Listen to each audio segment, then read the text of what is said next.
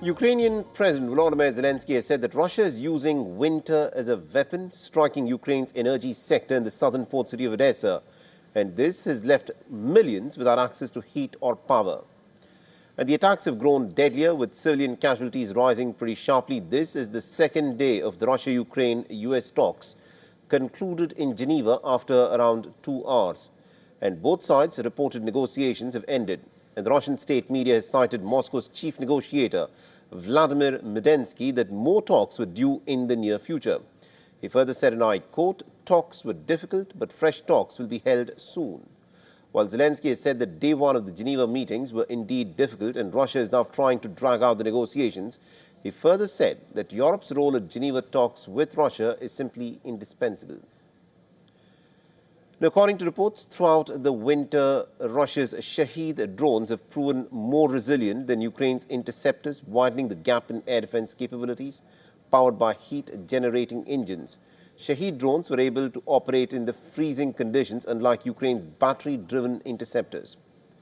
The Ukrainian pilots report that lithium batteries lose power in sub-zero temperatures, sharply reducing the effectiveness of the interceptor drones. And experts also say that they work only in favorable weather and not in minus 20 degrees or heavy precipitation. And according to the United Nations Human Rights Monitoring Mission, 2025 was in fact the deadliest year for the civilians since the full-scale invasion began. And at least about 2,514 civilians were killed and over 12,142 were injured. And this was a 31% increase compared to 2024. Since last October, Russia has damaged about 8.5 gigawatts of Ukraine's power generating capacity, crippling power plants and also substations.